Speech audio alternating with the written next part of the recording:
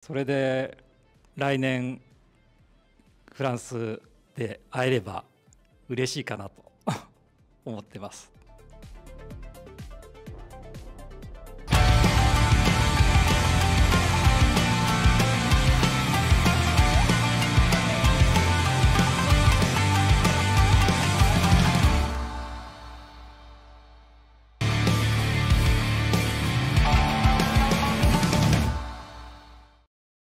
On conclut cette superbe émission avec les annonces de la semaine. Cette fois-ci, on se concentre sur Japan Expo Paris, car c'est le terminus pour cette saison et pour cette édition qui promet d'être forte en invité.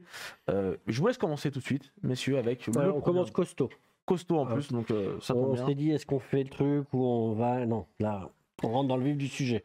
Il y a des grands animateurs dans le métier de l'animation au Japon. Il y a des grands monsieur qui sont maintenant des légendes, on va dire. Et on essaye d'en avoir chaque année un peu plus. Et c'est vrai que là, on a eu un petit jeune avec monsieur Kubota. Et là, on va avoir le plaisir d'accueillir un monsieur un petit peu plus âgé, voire beaucoup plus âgé. Ouais, un vétéran. Un vétéran, puisqu'il a travaillé par exemple sur Saint Seiya, la série en 1900. La première série que nous, on a regardé quand on était... Et du coup, aussi, quand même. on est très content d'accueillir Eisaku Inoue, voilà, qui en ce moment travaille sur One Piece, parce qu'il est toujours actif, monsieur. Et il va faire des conférences, une conférence. Il va faire une ou des conférences, et il va faire des dédicaces tous les jours, donc il va nous faire des jolis dessins et il mettra votre nom dessus. On va avoir la chance, parce que il faut savoir que monsieur Inoue a travaillé avec Shingo Araki, avec Michimino, etc. sur Saint Seiya.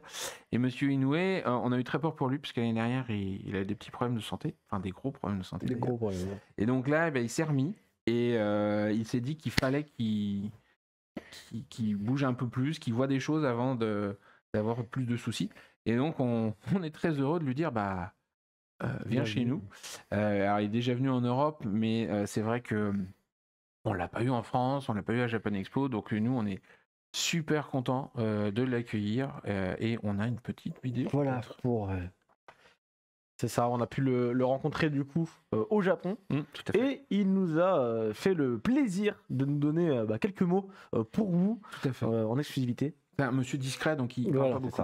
Ça parle pas beaucoup et c'est un animateur, quoi. C'est très gentil de sa part quand même de s'être déplacé et d'avoir fait l'effort de dire quelques mots. Je pense qu'on a la vidéo, donc on va pouvoir vous la mettre tout de suite.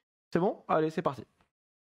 古くはセイントセイヤから最近はワンピースの作画を担当しております井上栄作です。ワンピースワンピースやってます。文化ですかね。でやっぱベルバラですね。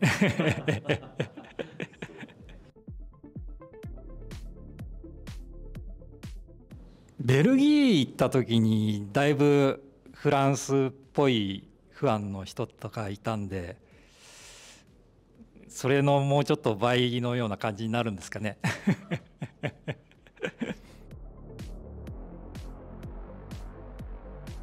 去年に大病を患って一回死にかけたんですけどなんとか頑張って今生きて、それで来年フランスで会えれば嬉しいかなと思ってます。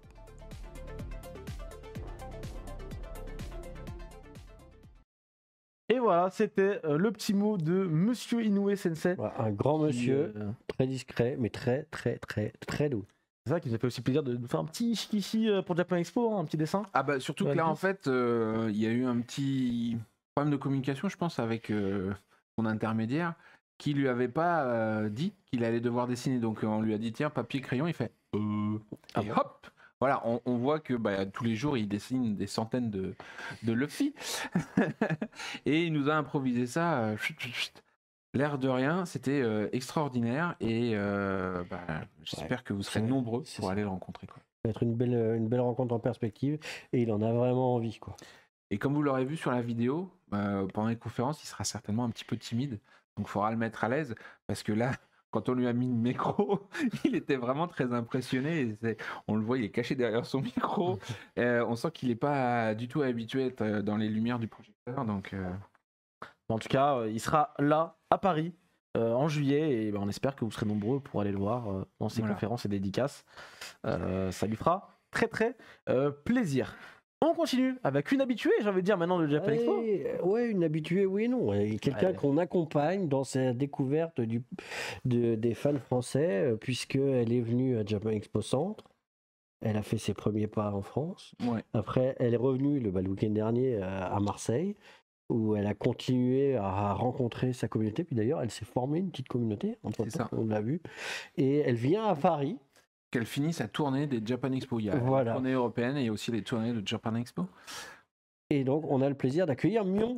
Voilà.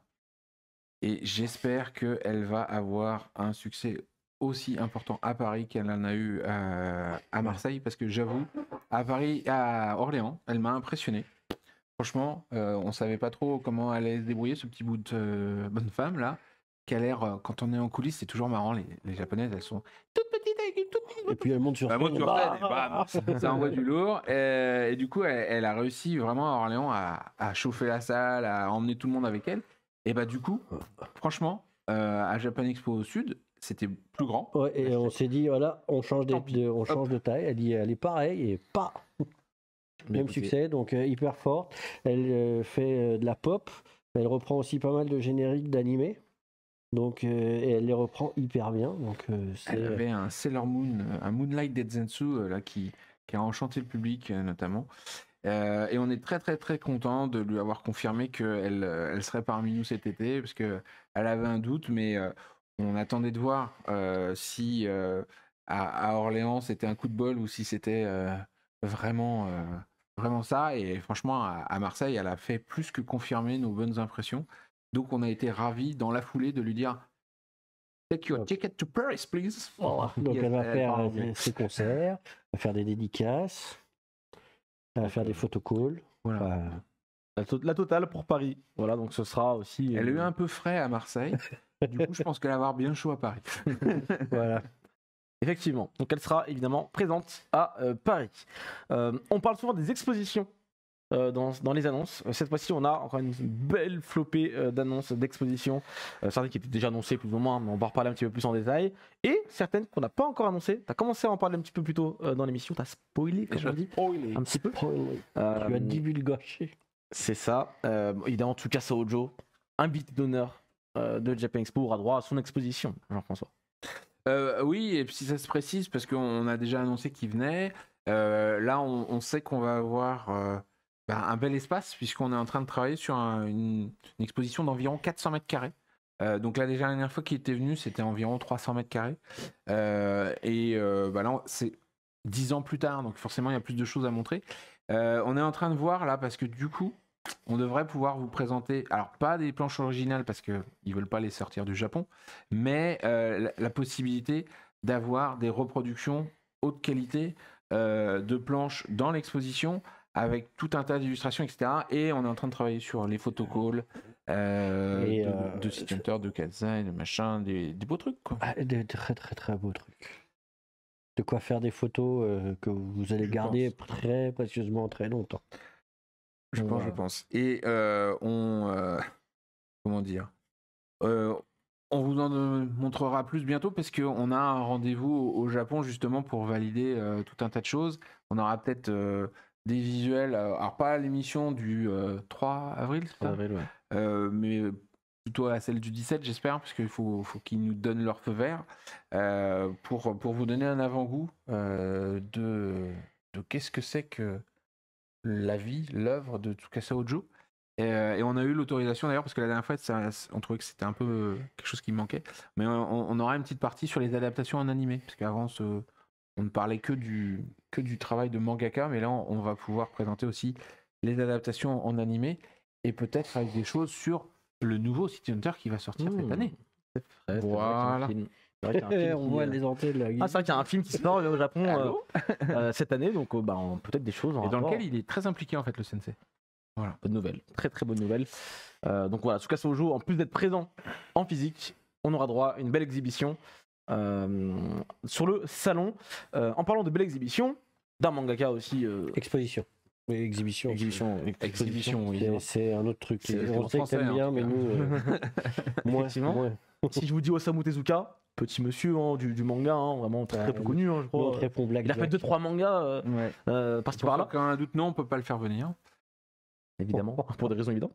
Bravo. Blackjack, pour les 50 ans du manga, aura droit aussi à son exposition. Voilà, qui va faire aux alentours de 300 mètres carrés. Ouais, qu'on est en train de monter en partenariat avec les éditions Isan Manga Et Tezuka Productions. et Tezuka Productions. Et c'est pour fêter les 50 ans de la prépublication de Blackjack dans le magazine Shonen Champion. Le premier chapitre de Blackjack a été publié en 1973. Voilà. Dans le magazine d'Akita Shonen Champion. Et là, on va avoir la chance de proposer des pages couleurs, des belles planches couleurs qui n'ont pour l'instant jamais été utilisées parce que dans l'édition Kisan va sortir, les chapitres seront dans l'ordre et en plus avec la plupart des pages couleurs d'époque. Donc on va récupérer du matériel de ça et de Et qu'on Tezuka va pour pouvoir faire montrer une belle exposition. dans l'exposition en beau, en grand. D'accord. Donc une exposition de Tsukasa Ojo, une exposition Blackjack d'Osamu Tezuka. On continue avec Une amazing exposition. C'est ça. On parlait tout à l'heure d'ouverture sur le reste de l'Asie, etc. Cette année, en plus de tous les événements autour de la K-pop, du drama coréen, etc., on a décidé de faire une présentation au travers d'une exposition sur... Les dramas coréens et sur une sélection en fait qui a été faite par l'équipe de dramas. Aujourd'hui, c'est tout le monde à peu près, je pense, a vu des dramas coréens. Ils sont disponibles partout sur toutes les plateformes et on espère pouvoir proposer comme ça cette sélection comme une introduction aux univers du drama coréen. très bien. Donc les dramas coréens aussi seront mis Avec à l'honneur. des explications sur la série, Ouais, bien sûr. des images d'extraits Voilà, de alors c'est une série. sélection, certainement que tout le monde n'y trouvera pas son compte, etc. On peut pas présenter tout parce que c'est vraiment très riche. Et puis maintenant, avec tout ce qui passe sur Viki, sur Netflix, etc., de toute façon, il y aura toujours une série que quelqu'un aura revue et pas nous. Mais voilà, on va pouvoir faire une initiation, on va dire. Voilà, Un premier pas dans le dans monde du drama l'univers coréen. des dramas coréens. Très très bien. Et évidemment, Ce qui a été spoilé. le thème de cette année pour Japan Expo, c'est enquête et mystère, qui aura droit du coup aussi à son exposition. Peut-être, c'est un mystère. Faut la trouver. Bon, celle-là. Si vous résolvez, Si Une vous exposition relevez qui les sera news, vous cachée. aurez accès, On pourrait voilà. faire ça, une exposition cachée, pour trouver le moyen de la... la trouver, c'est de c'est de suivre, trouver un fil On serait d'enquête. dans le thème. On serait dans le thème. Non, elle va pas être cachée, elle sera présente et effectivement, comme je le disais tout à l'heure, parce que j'ai fait un énorme spoiler, elle regroupe en fait un travail fait avec les éditeurs. Alors Crunchyroll, Delcourt, Tonkam, IDP, Isan Manga, Kiyun, Manabook, Picoma, Pika, Vega Dupuis. un peu tout le monde, voilà, pour montrer qu'est-ce qui rentrerait dans cette thématique sur le marché français de l'animé, le manga et autres, voilà. Voilà.